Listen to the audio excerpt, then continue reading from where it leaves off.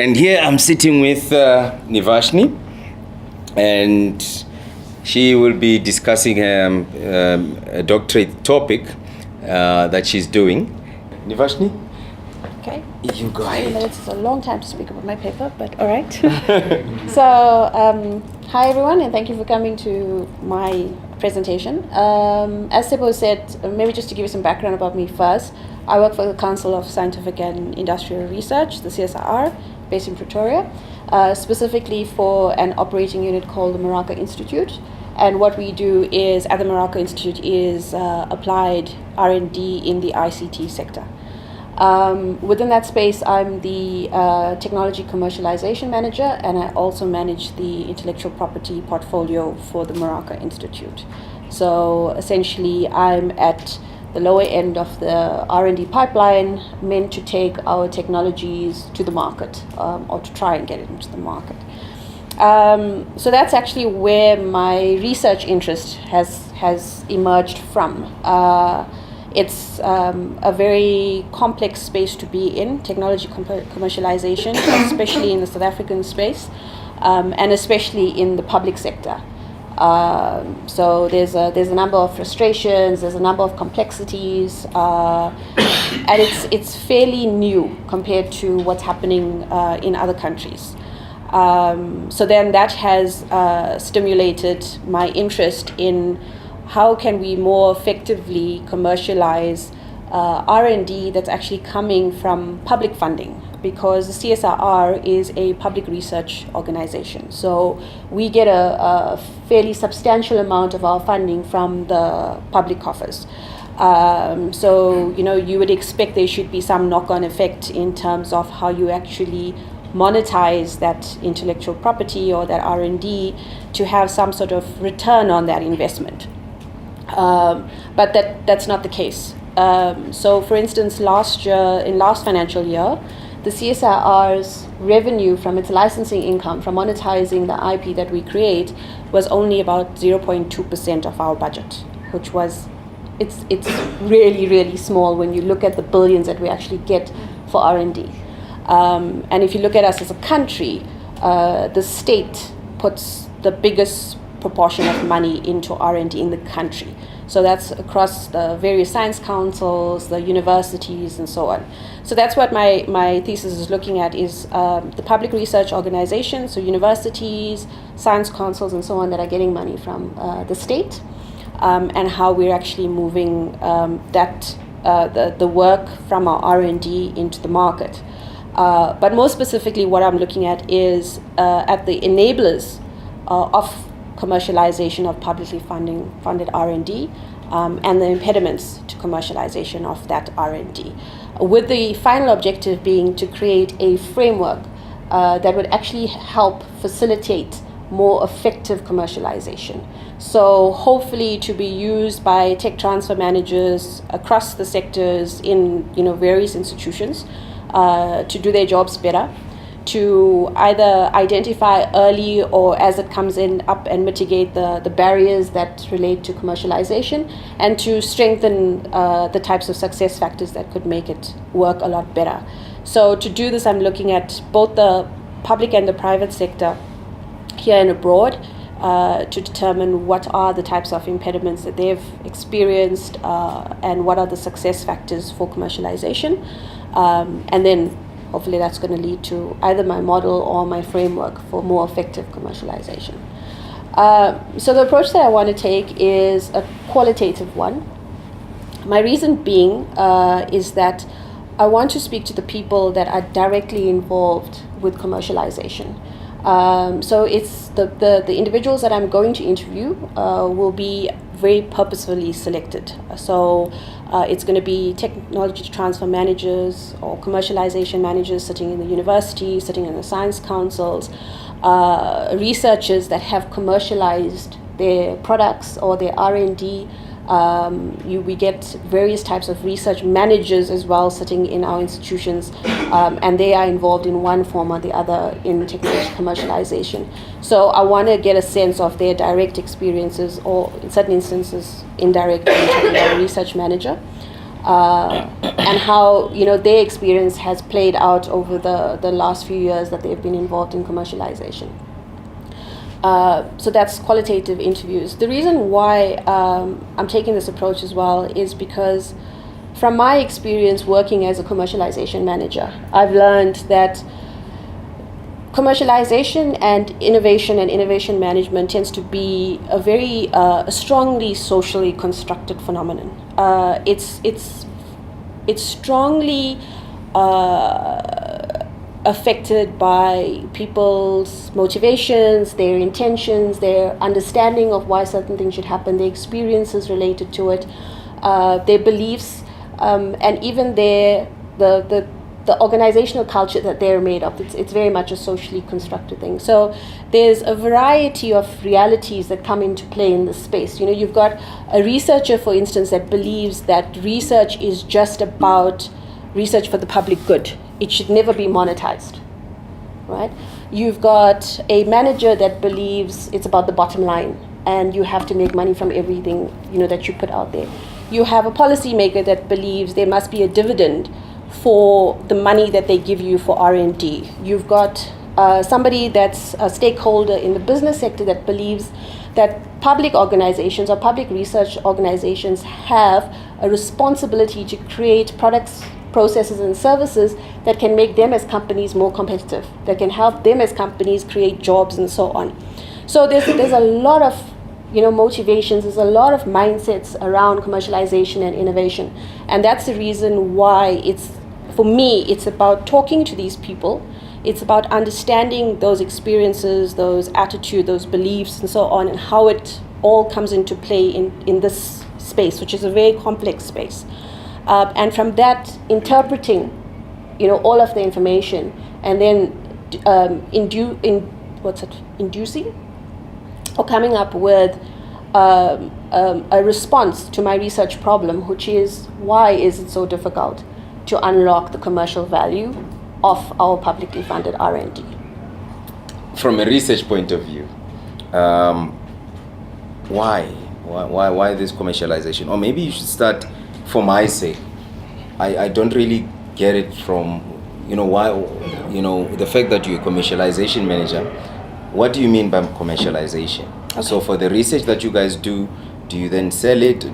What does that mean? Okay, so if you had to first consider innovation. So innovation is very much about, you have ideas and you transform them along a pipeline to get to a point where you either have new or improved products, services, and so on.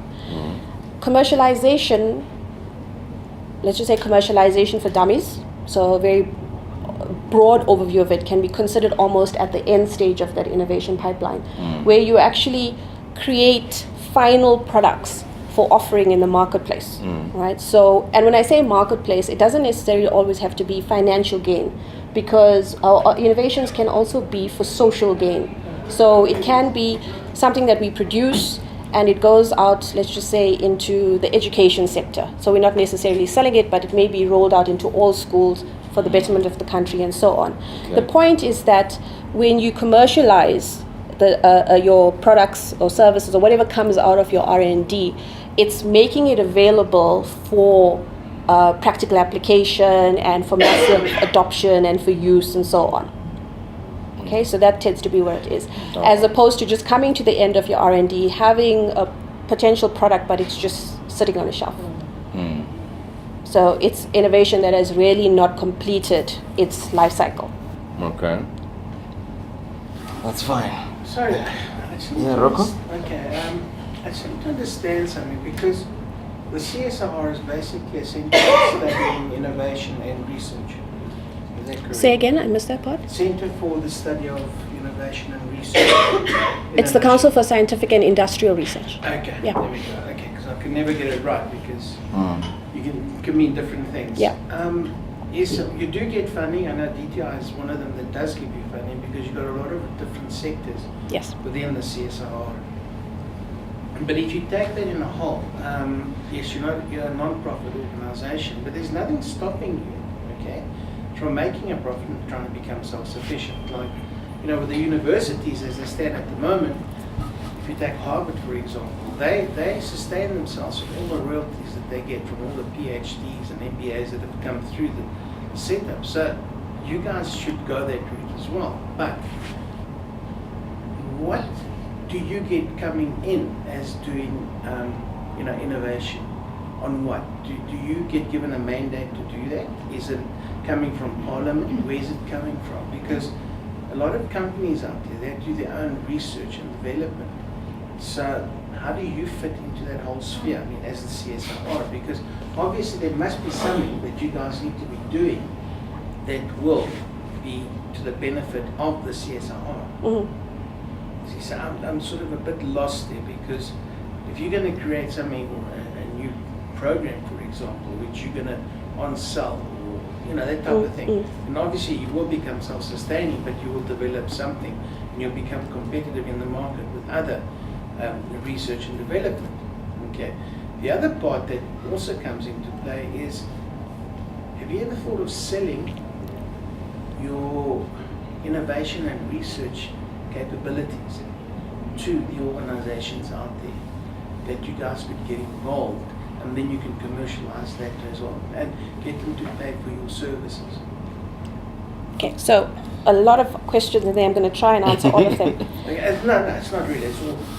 No, it's fine. It's all good. It's good questions, good points. So maybe to clarify, so the CSIR is a science council. It's mandated by statute in the country, as all other science councils are, to provide what it's mandated to do. And in this case, for the CSIR, it's applied research that should go towards industrial development. Okay, that's one. The second thing is that we are not a non-profit organization. We do generate a profit, and we get our funding from multiple sources. Our biggest funder, because of the reason it was established, tends to be the state. But in order for us to be sustainable, we have to secure funding from both private entities as well as public entities. So we get a parliamentary grant every year. On top of the parliamentary grant, we also get funding. There's a separation, we call it contract R&D, so it's not the parliamentary grant. And we get contract R&D from either the private entity or the public sector. So various government departments can give us money we do work in health, so we get a lot of money from the Department of Health, the DTI, Department of Rural Development, numerous government departments will give us money towards that. And then we also do contract R&D for the private sector. In terms of commercialization, we are also legally obliged, since the ratification of the IPR Act from publicly financed R&D. We are required, as entities that receive public funds, to commercialize the technologies that come out of our labs. And we do that using multiple, well, not really multiple, but a few avenues. So what we can do is we can license our intellectual property to private entities or even the state to use it and to pay us a royalty for the use of that technology. And we can do it both in South Africa and abroad. We can create startups, we can create spin-out companies from our research. In certain instances, some of our researchers even leave, take the IP with them and create a company which there's certain agreements in terms of how the royalties work and the company runs and so on and so forth. In very rare occasions in South Africa will you get the case where we will sell our IP. The Act in terms of publicly funded R&D is against the sale of South African intellectual property. It has to be a very compelling circumstance where we sell IP that has come out of the CSIR or the ARC or MRC, wherever. So basically selling is we just get an amount for it and we then no longer have any control over that IP. So whoever buys it owns it. So we have to, there's a whole lot of red tape that we have to go through, rightly so, because in the past what has happened is state-funded R&D, state-funded IP has been taken up by private entities, not only here in South Africa but abroad, and South Africa has never seen the benefit of it. They currently, a lot of stuff that you see now, even things like the lithium battery and so on, we're not getting royalties from it because of the way the IP was managed in the past. So we effectively lost our IP and we lost the royalties as a result. And that's one of the reasons why the IPR Act from publicly financed R&D was put in place. So we are required, and that's also in my research, because we are also mandated to do these things. We have to look at how best can we do it within the requirements of the laws and so on, because it's not a matter of us just saying, okay, it's only 0.2%, really there's no point, let's not waste any money on doing this, waste resources, appoint people and that kind of thing. We have to do it to protect South Africa's IP, for South Africa's people, for South Africa's social and economic benefit. Okay, sorry, just to add to that, because I know they were trying to sell Danone, and the guys to the Saudis, and the guys have actually said don't sell because you're actually selling the IP, because what they would do, they would eventually get control and take their IP yes. away. That is an example that you're alluding to now. Okay, it's understandable because you need to make your profit, you need to get your royalties and that. Correct. Okay. And your registering of your innovations, your patents, your trademarks and all of that, you are doing this. Yes. Yeah, we've got through the CIPC. Well, no, not at the moment because Government one. It is a government. So currently, South Africa is a non-examining. Currently, they're busy changing that. In terms of intellectual property, and I don't want to make it seem like nobody in the room understands this, but very basically, you have examining territories and non-examining territories. South Africa is a non-examining territory when it comes to intellectual property. So effectively, what we do is you could get a patent from the South African Patent Office, but it's just saying that you've ticked all the boxes and you filled out the administrative requirements of asking for that patent.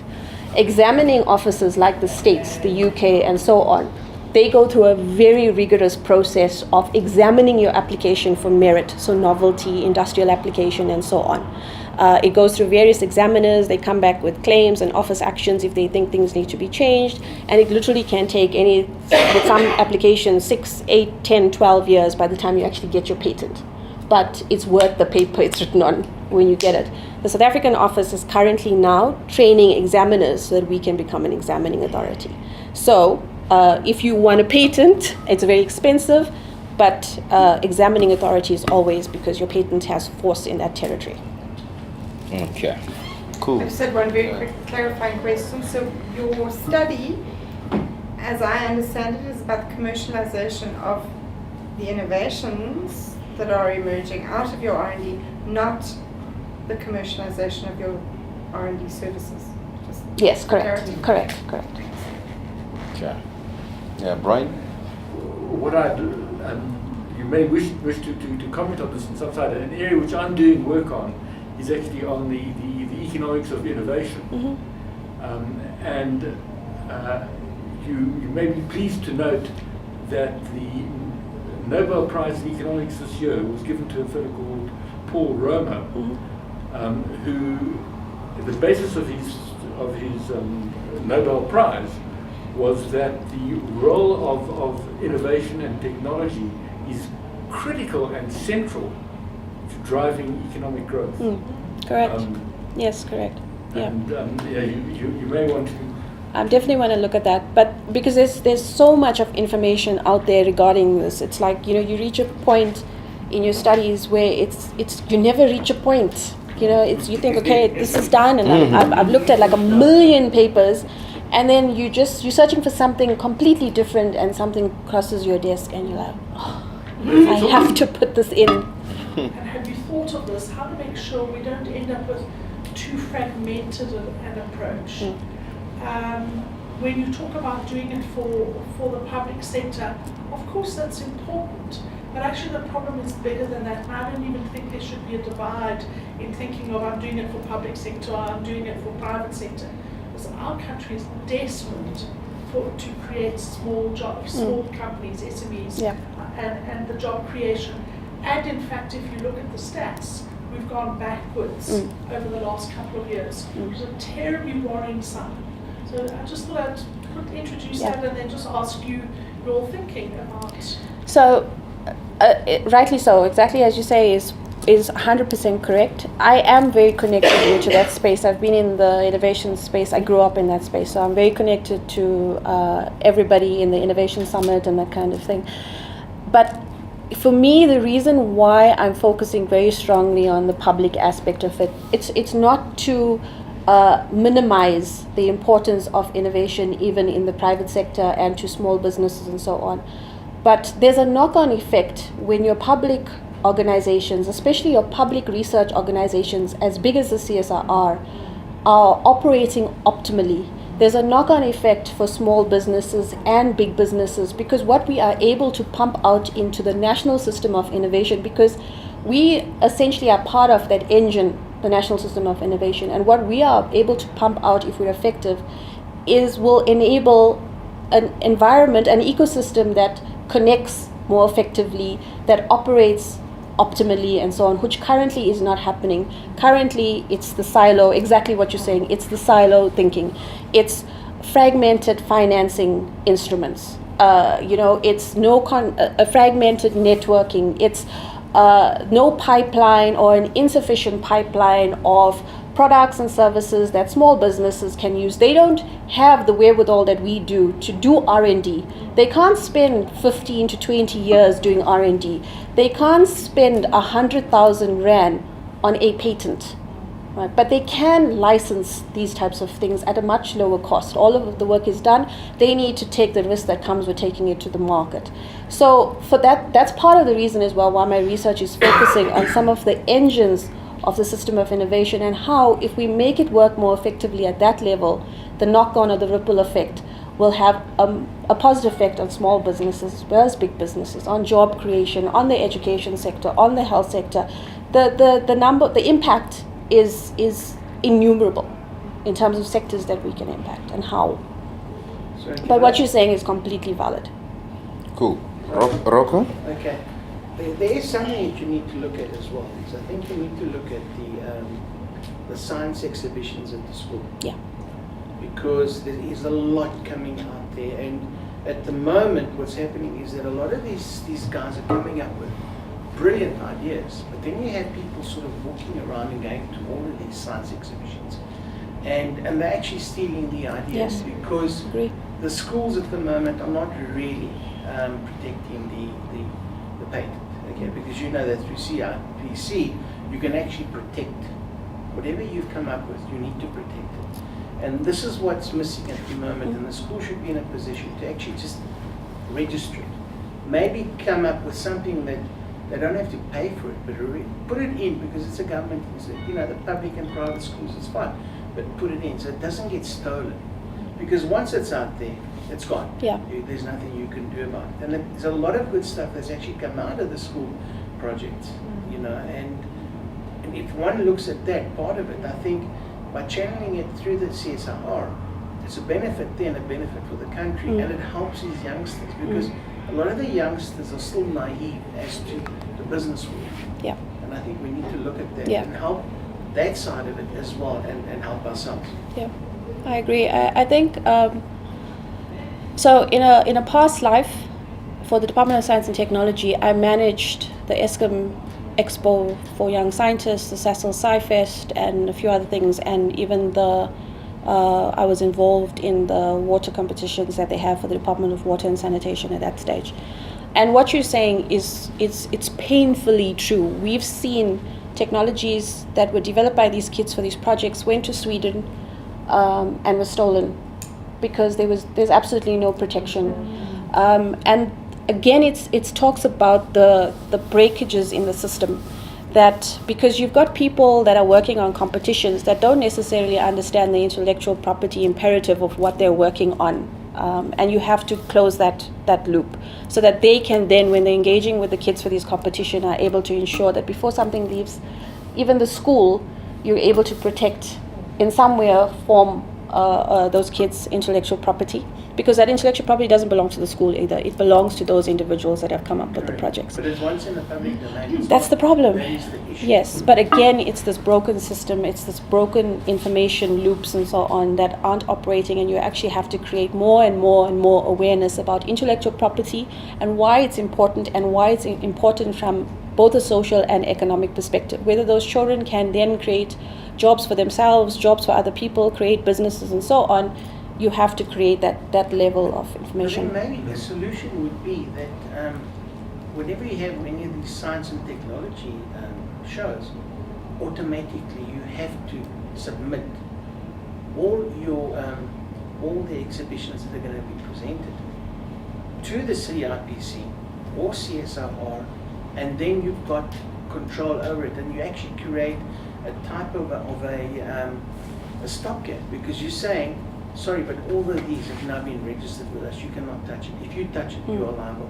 And I think somebody needs to look at something like that. But I think this is I'm now thinking out of the box and saying it's a solution for the school. So every time they have to give you a list of all the whatever's been presented at the schools, and block it that way. Perhaps the solution is that when you have a competition, that one of the rules of the competition is that the intellectual property is owned by the competition organizers, but in intellectual property there's always a distinction between the author and the owner. So the author is always recognized as the school pupil, and then the ownership might be with the competition organizers, but they have a fiduciary duty to look after the asset and benefit the school or the individual in some way. Those would be the rules of the competition. That's a good idea, because we do that as a CSIR. We have an inventor, so the author, and then the sort of the holder of it, which is the CSIR. So if you look at our patents, the inventor is listed, and the inventor assigns that patent to the CSIR. So the CSIR acts as we protect the patent, we maintain it, and so on and so forth. And when there's royalties that do come because of the policies we have in place, our inventor gets a share of it.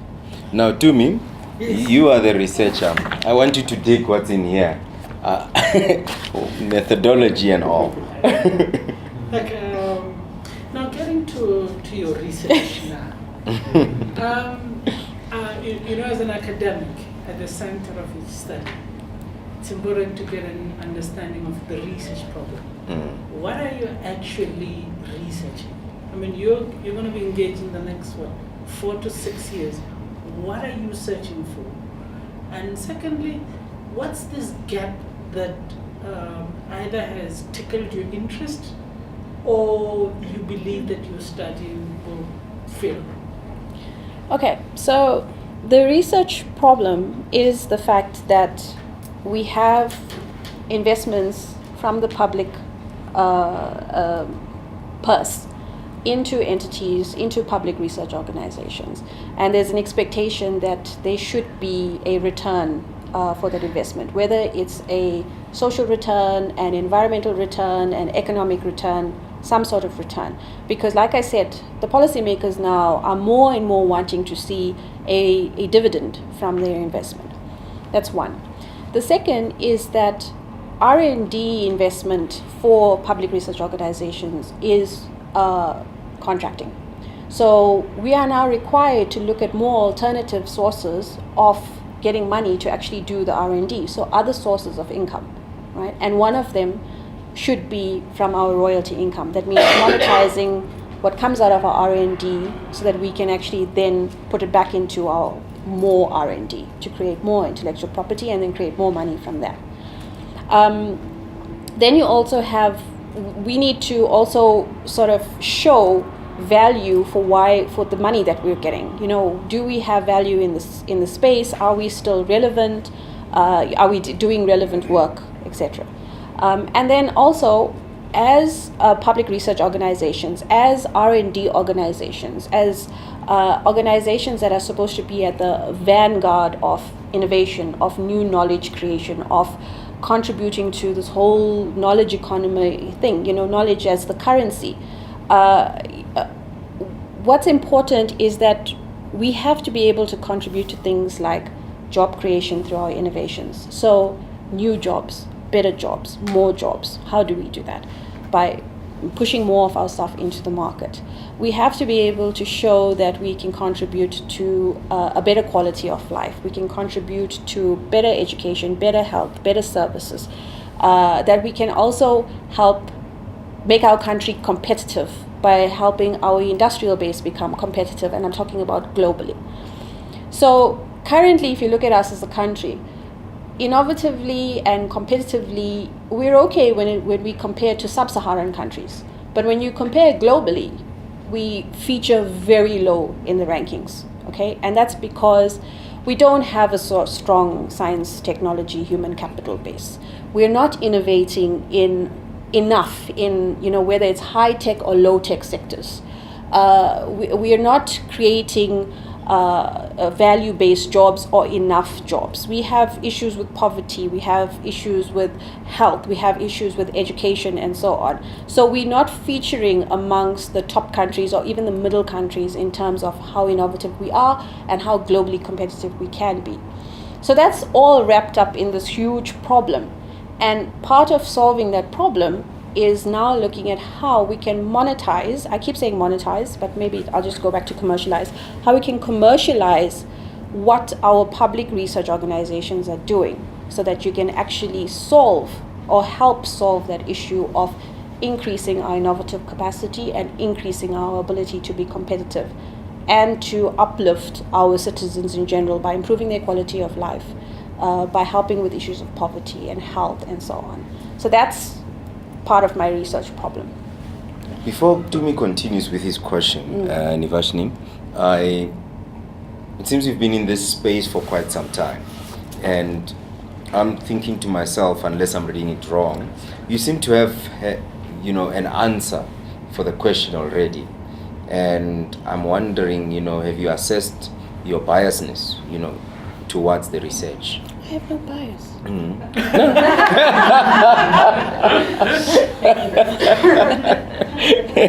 So please talk to us about that. Okay, no, I don't have an answer. I just, a lot of what I say comes from being, very stuck in the middle of this. I see it every day. I deal with it every day.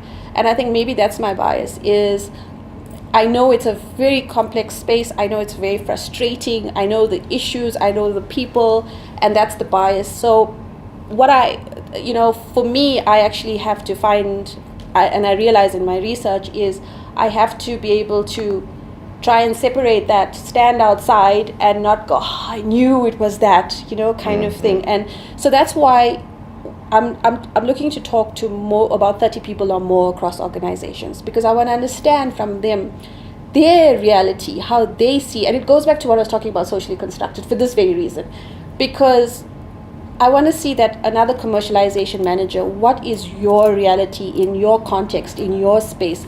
Is it the same as commercialization managers in the CSIR? Is it the same as a manager in the University of Pretoria, for instance?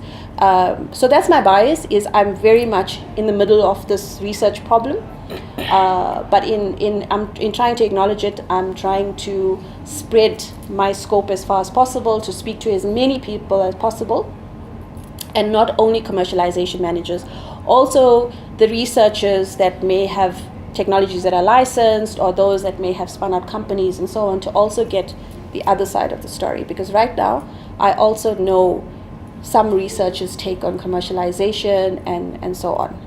So that's... So can I just ask a question, Vashni? So you're obviously involved in research and design around innovative solutions. I'm just interested to find out what informs what you're actually researching and what you're trying to find solutions for. Because then you're addressing a particular problem, and then hopefully commercialization becomes easy because you're providing a solution to something. What good question.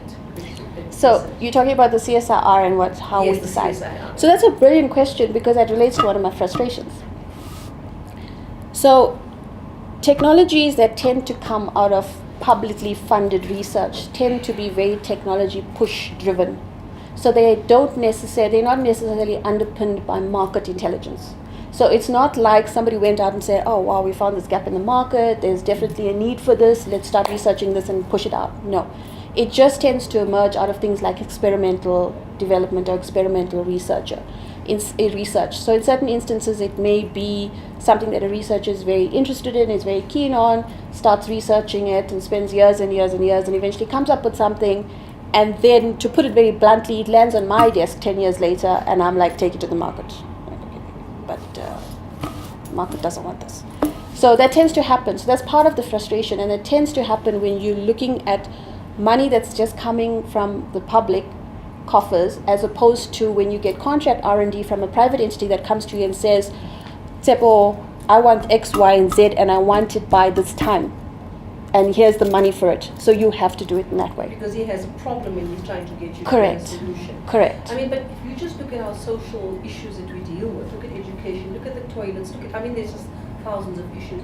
Surely there must be some kind of partnership around what CSIR does and all these state organs to be able to say, here's all our problems, let's start helping to find some innovative solutions around that. Ideally. Why is that not happening? Ideally, it is. Okay, we do have projects like that. Right. But also, it's commonly known as well, when you look at the literature as well, that with public funding, it tends to have a very long timeline for the research. So they can spend 10 years looking at the toilet issue. Yeah. Literally 10, 12, 15 years just researching because there's this comfort sort of with, just tinkering and it must be perfect, like if I could just do this much more, if I could just get funding just for this much more, it's going to be perfect and it's going to solve all the problems of the world. And often, and there's no malice related to this. There's absolutely no malice or Just ill good intent. Yeah, there's no ill intent. It's the nature of it.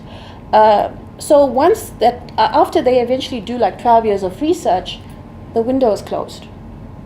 Of course, because the problem is probably gone away. Or solved by private entities that have seen the thing, know they have to move quickly, know they need to make money out of it, create a solution, put it out in the market, test it quickly, correct it fast enough, and make money, or address a social issue. So and especially with public entities, up until the time that this act came about, that compulsion, because we didn't have to make money from it, you can spend time just improving and changing and so on, as opposed to a private company that your bread and butter relies on you moving quickly. Cool. Sorry, To me? Yeah, I think one of the Right, things I'll give you a chance that now. I asked the question about the knowledge gap. One thing about research in an academic space, there's usually a gap in terms of knowledge, and I think you didn't elaborate on what knowledge are you bringing in, and then maybe link to that, in what areas or disciplines is this knowledge contributing? Mm-hmm. So in terms of the area or the discipline, it's related to innovation management and innovation almost broadly, but specifically innovation management, because commercialization, how you actually get to commercialization is related to disciplined and systematic processes of managing the innovation. In terms of the knowledge gap, it relates, I think, I may not express this too well because it's in my head, but sometimes it's a little harder to express it. It's that exact thinking about why is it that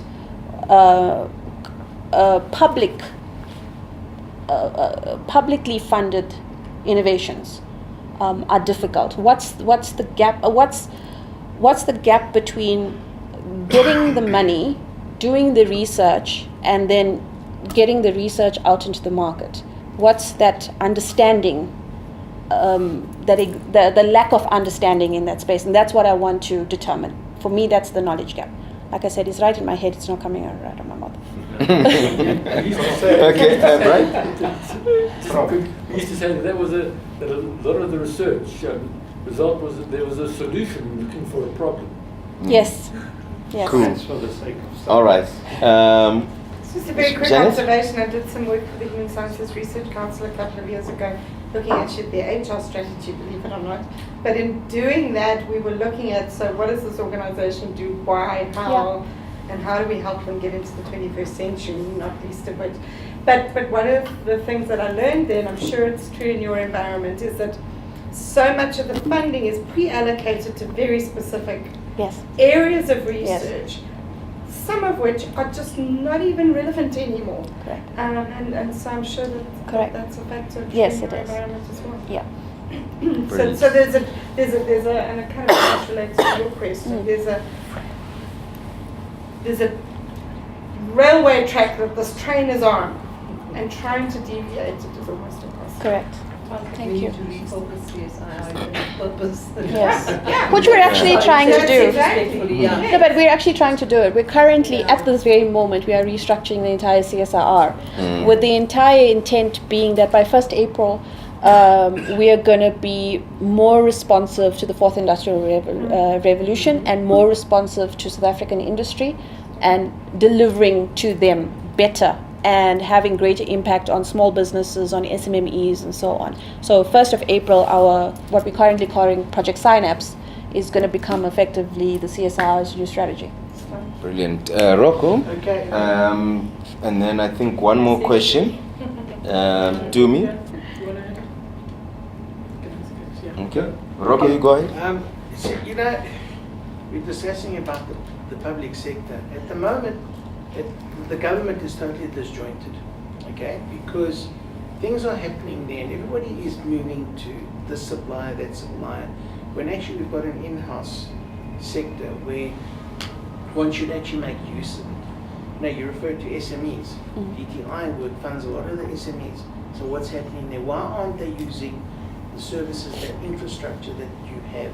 I mean, yes, we give you funding, but it's all done per budget and what will happen. I mean, there's a very good example which actually happened. I think it was last Friday on the news, I heard, and it's fact, this is real fact, is that Minister Mboweni said, there's a problem at the Vaal, okay? Rand Water didn't want to spend the money to get that fixed. So he phoned the Defence Force and he says, do you have engineers? And they responded, yes. He says, well, I tell you what, you take those guys to the Vaal and go and sort out the problem. I will give you the budget to actually go and do it. And this is what actually happened. It's actually fact. That he's actually sent the team of engineers via the Defence Force. I don't know how good they are, but they've gone there to resolve that issue. So we need to ensure that within the public sectors, the government sectors, national and provincial, we start working together. I mean, you've got the Department of Science and Technology. They can make use of the services. We know that you've got it through. We know that you've got the incubator divisions in there. There's a lot of stuff happening within the CSR. Cool. Thanks, Rocco. Mark? Thank you. When you talked about your problem statement, it was quite broad. Can you tell me what the aim is in a sentence, perhaps, to sort of clarify it? So my aim is to formulate a framework that will essentially enhance or optimize the enablers of commercialization and minimize or completely mitigate the barriers or impediments to commercialization. Okay, so you're developing a model to Yes. commercialize? Yes. Okay. Publicly funded R&D. Oh, that's Okay. For Science Council to optimize. Not a model.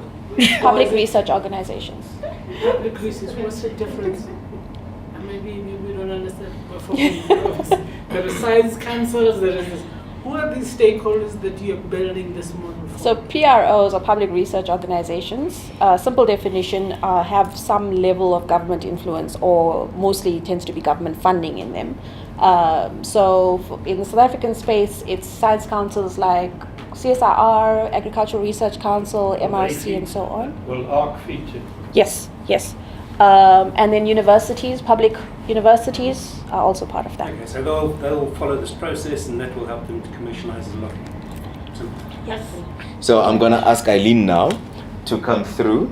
And then, if Nivashni, you could Take my sit stuff there. away. Yeah. Thank you.